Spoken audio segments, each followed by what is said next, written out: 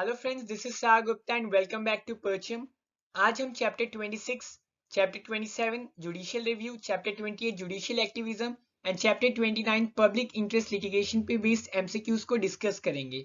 However हमने chapter 26 यानी कि सुप्रीम कोर्ट इससे प्रीवियस वाले लेक्चर में कवर अप कर लिया था, बट आई बिलीव कि supreme court quite important topic है एंड ये जो 3 चैप्टर्स थे छोटे छोटे चैप्टर्स हैं एंड इससे क्वेश्चंस बहुत कम आते हैं।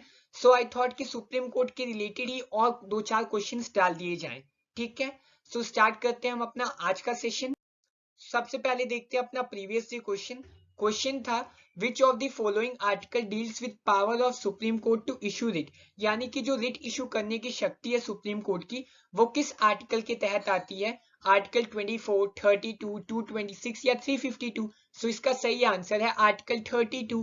एंड जहां तक बात है आर्टिकल 24 की, so it deals with prohibition of child labour. Article 226 it deals with the writ powers of high court and article 352 जो है वो नेशनल इमरजेंसी से डील करता है। सो ये सारी चीजें आपको क्लियर होनी चाहिए। अब बढ़ते हैं हम अपने आज के क्वेश्चंस के साथ।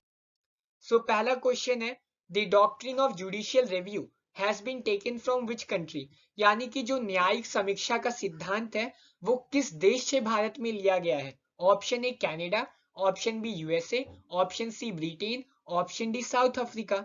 सो 4 ऑप्शन हैं आपके पास। सही आंसर है ऑप्शन बी यूएसए से।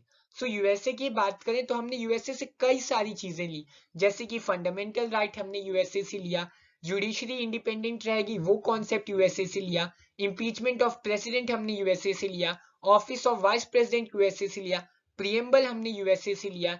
इनफैक्ट सुप्रीम कोर्ट और हाई कोर्ट के जजेस को आप रिमूव कैसे करोगे ये भी चीज हमने यूएसए से ली।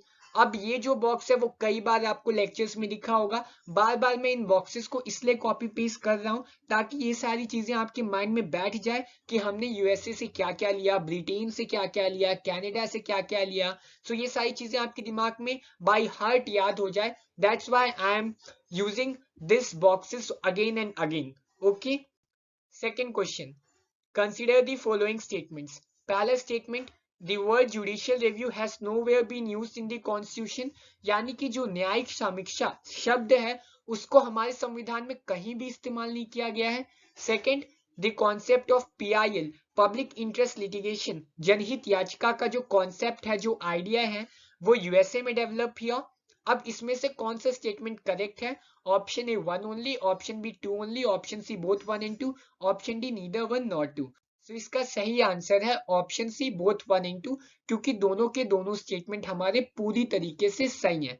जो वर्ड है जुडिशियल रिव्यू वो कहीं भी यूज नहीं किया गया है हमारे कॉन्स्टिट्यूशन में, बट जुडिशियल रिव्यू का कॉन्सेप्ट हमारा कॉन्स्टिट्यूशन प्रोवाइड कर रहा है इन एन इम्प्लिसिट वे, जैसे कि आर्टिकल 13 के फॉर्म में, आर्टिकल 32 के फॉर्म में, आर्टिकल 142 के फॉर्म में, आर्टिकल 226 के फॉर्म में। इन सब वे में जुडिशियल रिव्यू का कॉन्सेप्ट प्रोवाइड कर रहा है, बट क्लियरली कहीं भी नहीं लिखा हुआ है कि सुप्रीम कोर्ट जो है उसके पास जुडिशियल रिव्यू की पावर है। जुडिशियल रिव्यू वर्ड यूज ही नहीं किया गया। ठीक है, सो ये चीज आपको पता होनी चाहिए।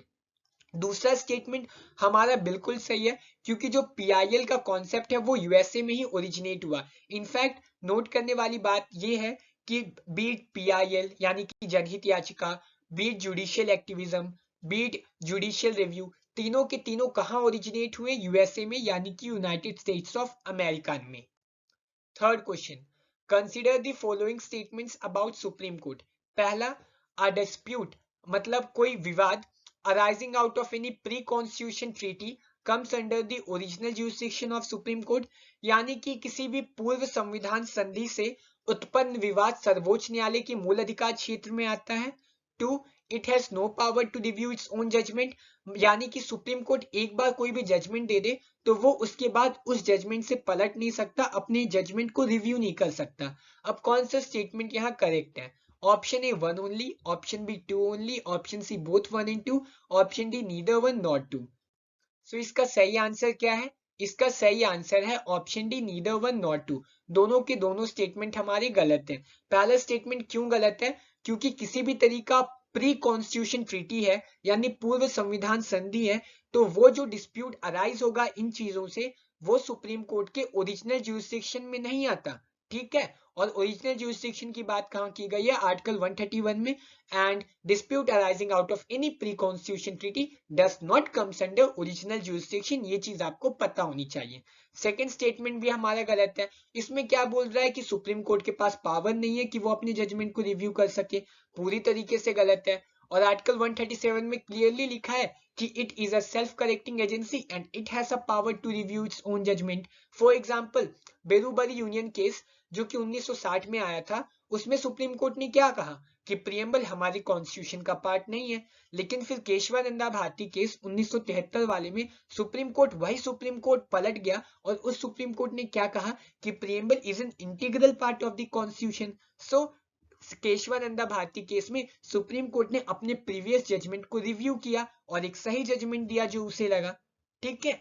सो इस तरीके से आपको चीजों को लिंक करना है। Fourth, public interest litigation is also known as, यानी कि जो जनहित याचिका होती है उसे और किस रूप में जाना जाता है या फिर उसे और क्या कहा जाता है। Option A publicity interest litigation, option B political interest litigation, option C social interest litigation, option D पैसा इंटरेस्ट लिटिगेशन। सो इसका सही आंसर है option C social interest litigation.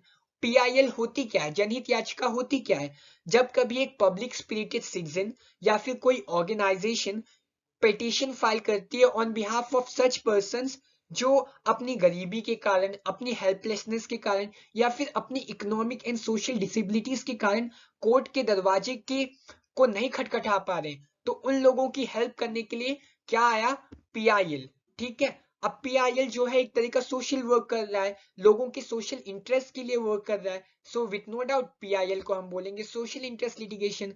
And जहां तक बात है पब्लिसिटी इंटरेस्ट लिटिगेशन की, तो पीआईएल का ऑब्जेक्टिव पब्लिसिटी करना नहीं है, किसी भी तरह का पॉलिटिकल इंटरेस्ट भी मैनिफेस्ट करना नहीं है। और पैसों की बात तो यहाँ हो ही नहीं रही पीआईएल में, यहाँ बात हो रही है समाज की, यहाँ बात हो रही है उन लोगों की जो कोर्ट के दरवाजों को नॉक नहीं कर पा रहे हैं because of their own economic and social disabilities. So answer option C होगा हमारा। Fifth, in India judicial review implies the power of the judiciary, यानी कि जो भारत है हमारा उसमें जो वर्ड है जुडिशियल रिव्यू यूज किया जाता है, उसका मतलब क्या है। 2017 में इससे यूपीएससी ने पूछा था। Option A to pronounce upon the constitutionality of laws and executive orders, option B to question the wisdom of the laws enacted by the legislatures, option C to review all the legislative enactments before they are assented to by the president, option D to review its own judgment given earlier in similar or different cases। So इसका सही answer क्या है, इसका सही answer है option ए, क्योंकि judicial review का मतलब रिव्यू मतलब क्या है कि वापस देखना। तो अगर कोई लॉ बना रहा है पार्लियामेंट हमारा या फिर स्टेट लेजिस्लेचर, वो लॉ कॉन्स्टिट्यूशनल है कि नहीं उस चीज को देखने को बोलेंगे जुडिशियल रिव्यू। या फिर कोई एग्जीक्यूटिव ऑर्डर इशू किया जा रहा है तो वो ऑर्डर सही है कि नहीं, वो ऑर्डर संवैधानिक है कि नहीं, इन सारी चीजों को कहाँ देखा जाता है, किसके अंतर्गत, जुडिशियल रिव्यू के अंतर्गत। अब ऑप्शन बी और ऑप्शन सी देखें, सो समवट सही लग रहा है हमें कि हम लॉस की विजडम को चेक कर रहे हैं, हम लेजिस्लेटिव इनैक्टमेंट्स को चेक कर रहे हैं, बट सबसे फिट और सबसे सही आंसर कौन सा है, ऑप्शन ए। एंड जहां तक बात है ऑप्शन डी का, तो इसमें तो कोई कंफ्यूजन ही नहीं होगा, आप आराम से एलिमिनेट कर सकते हो, क्योंकि जुडिशियल रिव्यू का ये मतलब ये थोड़ी ना होता है कि वो अपने जजमेंट को रिव्यू कर सके, है ना। सो ये चीज आपको पता होनी चाहिए। Sixth question, consider the following statements. दो स्टेटमेंट्स हैं। पहला, द जजेस of the supreme court are provided with the security of tenure, यानी कि जो सर्वोच्च न्यायालय हैं उनके न्यायाधीश हैं उनको कार्यकाल की सुरक्षा प्रदान की गई है। Second, the concept of judicial activism originated in USA. अब कौन सा स्टेटमेंट हमारा यहाँ सही है वो आपको बताना है। सो पहला स्टेटमेंट, पहला option 1 only, second 2 only, C both 1 and 2, D none of the above. So इसका सही आंसर है सी बोथ 1 एंड 2। पहला स्टेटमेंट हमारा सही है क्योंकि सुप्रीम कोर्ट के जजेस को सिक्योरिटी ऑफ टेन्योर प्रोवाइड की गई है, और ये जो सिक्योरिटी ऑफ टेन्योर है वो इंश्योर करती है कि जो जुडिशरी है हमारी, जो हमारी न्याय व्यवस्था है वो इंडिपेंडेंट रहे, है ना, मतलब स्वतंत्र रहे। दूसरा, जो जुडिशियल रिव्यू का कॉन्सेप्ट है, जुडिशियल एक्टिविज्म का कॉन्सेप्ट है, वो यूएसए से आया। विथ नो डाउट ये बिल्कुल सही है। इनफैक्ट हमने अभी कुछ सेकंड पहले डिस्कस किया था, कुछ मिनट पहले डिस्कस किया था कि जुडिशियल रिव्यू हमने यूएसए से लिया, जुडिशियल एक्टिविज्म यूएसए से लिया, पीआईएल यूएसए से लिया। तीनों चीजें कहां से ली? हमने यूएसए से ली। ठीक। 7th, who was the Chief Justice of India when public interest litigation was introduced in the Indian judicial system? ये एक प्रीवियस ईयर क्वेश्चन है और क्वेश्चन ये पूछ रहा है कि जब भारतीय न्यायिक प्रणाली में जनहित याचिका यानी पीआईएल पेश की गई थी, तब भारत के मुख्य न्यायाधीश कौन थे? Option A M Hidayatullah, option B A M Ahmadi, option C A S Anand, option D P N Bhagwati. तो इसका सही आंसर है पीएन भगवती, जो कि चीफ जस्टिस थे इंडिया के 1985 से 1986 के बीच। और ये एक बहुत ही इंपॉर्टेंट जज थे एंड इन्होंने बहुत सारे हिस्टोरिक जजमेंट्स दिए जिनके बारे में आपने पॉलिटी की क्लास में पढ़ा होगा। 8. Article 143 was invoked by the president for the first time in, यानी कि जो राष्ट्रपति द्वारा पहली बार अनुच्छेद 143 का प्रयोग कहां किया गया था? अब अनुच्छेद 143 किस चीज से डील करता है? वो डील करता है advisory jurisdiction of supreme court, यानी कि प्रेसिडेंशियल रेफरेंस से। सो पहली बार प्रेसिडेंशियल रेफरेंस कब यूज किया गया? Option A Delhi laws act 1951 के लिए, ऑप्शन बी बेरूबरी यूनियन में 1960 के लिए, ऑप्शन सी राम जन्मभूमि के 1993, option D C customs act 1963। So इसका सही आंसर है option A Delhi laws act 1951। And presidential reference वैसे तो चारों के चारों केसेस में किया गया है, बट सबसे पहले कब किया गया? Delhi laws act 1950। 9th question, the letters or petitions under which of the following categories will be ordinarily entertained as PIL, यानी कि निम्नलिखित में से किस श्रेणी के तहत पत्र या याचिकाओं को आमतौर पर जनहित याचिका के रूप में माना जाएगा?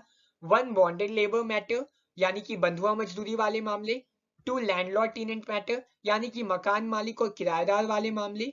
3. पेटिशन फ्रॉम राइट विक्टिम्स, यानी कि जो दंगा पीड़ितों की याचिकाएं हैं। 4th, non payment of minimum wages, यानी कि न्यूनतम मजदूरी की भुगतान न करना। ये सारी चीजें अब कौन सी चीजों को पीआईएल के रूप में माना जाएगा? 1 only, 1 and 2 only, option C 1, 2 and 4, option D 1, 3 and 4। तो इसका सही आंसर क्या है? इसका सही आंसर है 1, 3 and 4 only. So bonded labour matter, petition from right victims, non payment of minimum wages, इन सारी चीजों को पीआईएल में लिया जा सकता है। बट लैंडलॉर्ड टेनेंट मैटर, यानी कि जो मकान मालिक और किराएदार के बीच कोई डिस्प्यूट है, कोई डाउट है, तो उन चीजों को पीआईएल के अंदर नहीं कंसिडर किया जा सकता। ये चीज क्लियर रहनी चाहिए आपको।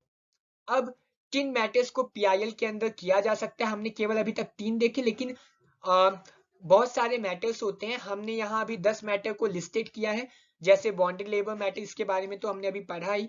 दूसरा नेग्लेक्टेड चिल्ड्रन, तीसरा non payment of minimum wages, अभी अभी पढ़ा। 4th, petition from jails complaining of harassment. 5th, petition against police, यानी पुलिस कोई अत्याचार कर रही हो तो उनके खिलाफ पेटिशन करना। 6th, petition against atrocities on women, atrocity मतलब अत्याचार। 7th, petitions complaining of torture to scheduled caste, scheduled tribes and economically backward class, यानी कि जो scheduled caste है, scheduled tribe, economically backward class जो लोग हैं, उनके खिलाफ अगर कोई टॉर्चर कर रहा है तो उसकी कंप्लेन के लिए पिटीशन करना। 8th, petitions pertaining to environment pollution and 9th, petitions from right victims and the family pensions। so ये 10 मैटर्स पे ऑर्डिनरीली हम जो है पीआईएल कंसिडर कर सकते हैं। सो ये 10 की 10 चीजें, आपको एक समवट एक ब्रॉड आइडिया होना चाहिए कि किन चीजों में पीआईएल ली जा सकती है, किन चीजों में नहीं। 10th, choose the correct pair. So ये quite match the following type वाला क्वेश्चन है। On one side we have article 13, article 32, article 226, article 131। On the other side we have definition of law, review power of high court, original jurisdiction of supreme court, review power of supreme court. ठीक। So सही match क्या है, सही option क्या है, ये आपको बताना है। एंड इसके लिए आपको 10 सेकेंड्स मिलते हैं। सो 10 सेकेंड स्टार्ट होते हैं अब।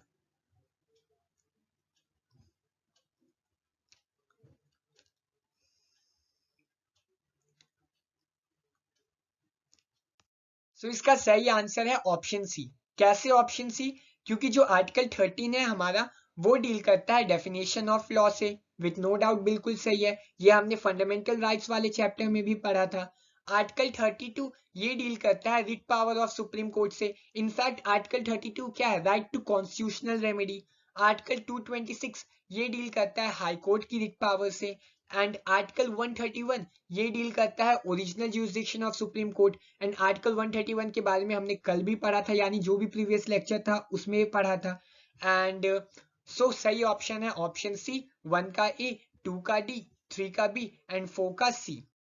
11th, consider the following statement. पहला, the scope of judicial review in India is narrower than USA, यानी कि जो भारत में न्यायिक समीक्षा का दायरा है संयुक्त राज्य अमेरिका की तुलना में कम है, नैरो है, संकीर्ण है।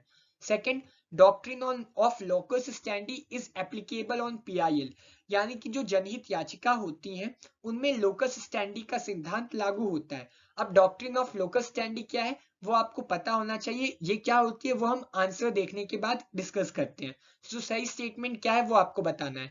Option A 1 only, option B 2 only, option C both 1 and 2, option D neither 1 not 2। So इसका सही आंसर है ऑप्शन ए 1 ओनली। पहला स्टेटमेंट हमारा बिल्कुल सही है, क्योंकि जुडिशियल रिव्यू का जो स्कोप है इंडिया में वो यूएसए के कंपैरिजन में संकीर्ण है, नैरोवर है। क्यों?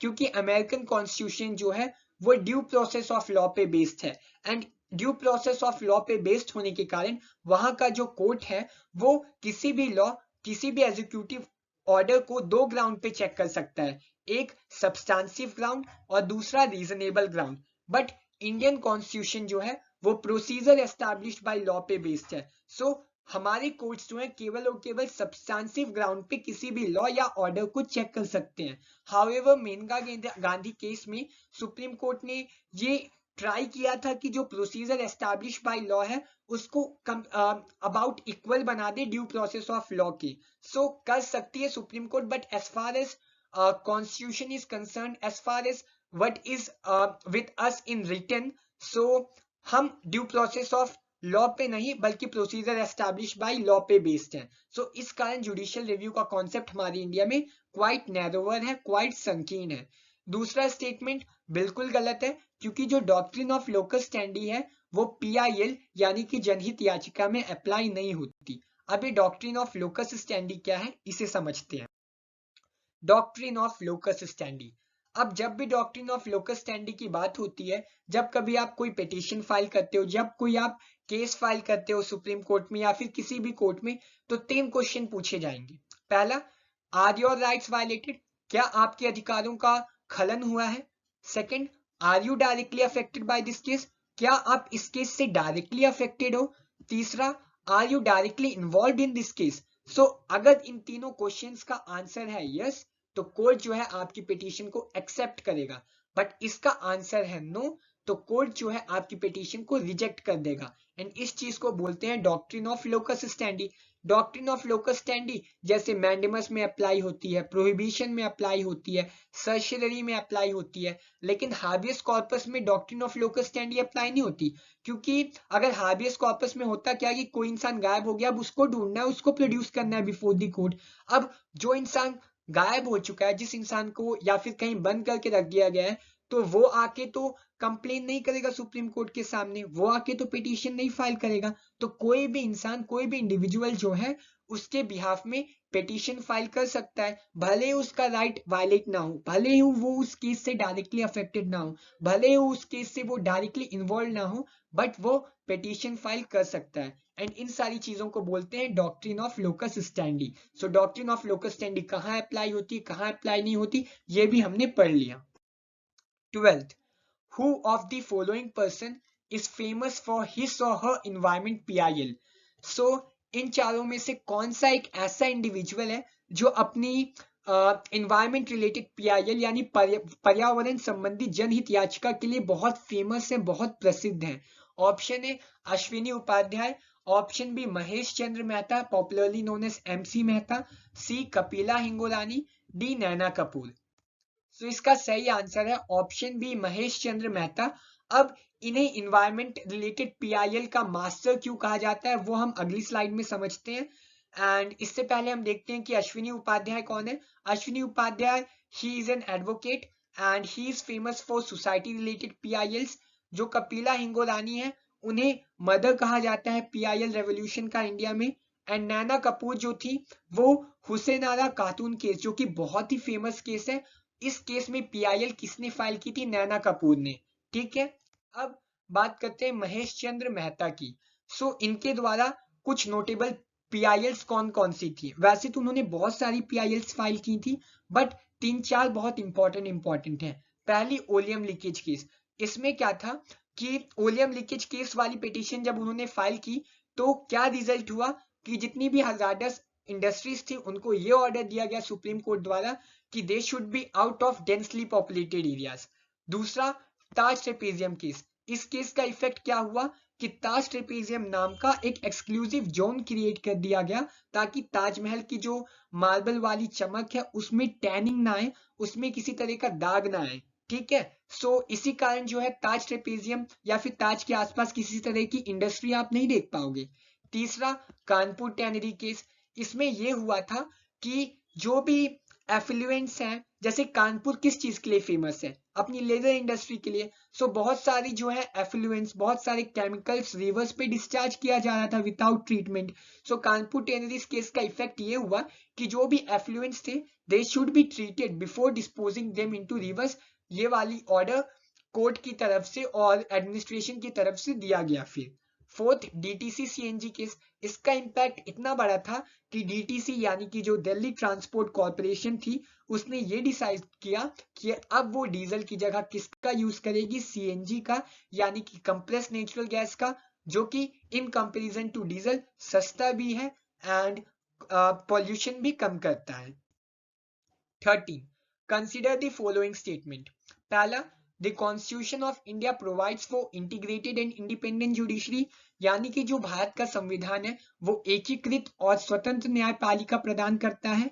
Second, the court can treat a letter और टेलीग्राम एज अ PIL, यानी अदालत किसी पत्र या तार को जनहित याचिका मान सकती है। पहले टेलीग्राम चलता था बहुत, अब तो नहीं चलता खास, बट पहले के जमाने में टेलीग्राम ही उस समय का व्हाट्सएप था, उस समय का ईमेल था। ठीक है, सो कौन सा स्टेटमेंट यहाँ सही है? Option A 1 only, option B 2 only, option C both 1 and 2, option D none of the above. So इसका सही आंसर है ऑप्शन सी बोथ 1 and 2, क्योंकि विथ नो डाउट जो हमारा कॉन्स्टिट्यूशन है वो एक integrated and independent judiciary provide कर रहा है।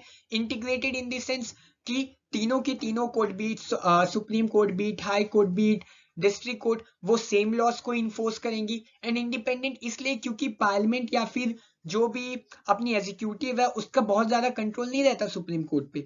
दूसरा स्टेटमेंट भी सही है क्योंकि इस किसी तरह के लेटर या टेलीग्राम को PIL के रूप में ट्रीट किया जा सकता है। एंड जहां तक PIL की बात है तो किसी तरह का फॉर्मल डॉक्यूमेंटेशन की जरूरत नहीं होती जब कभी लोगों की हित की बात हो, जब कभी लोगों के मौलिक अधिकारों की बात हो। 14. Which one of the following statement is not correct? Option A, the supreme court can overrule itself, यानी सुप्रीम कोर्ट खुद के द्वारा दिया गया डिसीजन को बदल सकता है। High court can overrule itself, high court अपने डिसीजन को बदल सकता है। C, judgement of the supreme court bind the lower court, यानी कि सुप्रीम कोर्ट अगर कोई जजमेंट देगा तो उसे लोअर कोर्ट्स, हाई कोर्ट्स इनको मानना पड़ेगा। D, judgement of a high court do not bind the lower court of the state. So आपको ये बताना है कौन सा गलत है, कौन सा गलत है, ये बताना है। सो आंसर है option D, the judgment of high court do not bind the lower court of the state. ये जो है पूरी तरीके से गलत है, क्योंकि अगर हाई कोर्ट भी कोई जजमेंट दे रहा है तो उनके नीचे जो कोर्ट्स हैं उनको वो चीज माननी पड़ेगी। एंड यही तो है हमारी integrated judiciary. 15th question, in India separation of judiciary from the executive is enjoined by, यानी कि जो भारत में न्यायपालिका को कार्यपालिका से अलग करने का आदेश किसके द्वारा दिया जाता है? ये 2020 में पूछा गया क्वेश्चन है। Option A, preamble, option B, directive principle of state policy, यानी कि राजनीति के निर्देशक सिद्धांत, option C, 7th schedule, option D, conventional practice. So आपको इसका क्या आंसर है वो कमेंट करके बताना है। एंड जो भी आंसर होगा वो हम अपने नेक्स्ट लेक्चर में तो डिस्कस करेंगे, बट अगर आपसे आंसर बनता है सो डू कमेंट इट। सो इस तरीके से खत्म होता है हमारा आज का सेशन।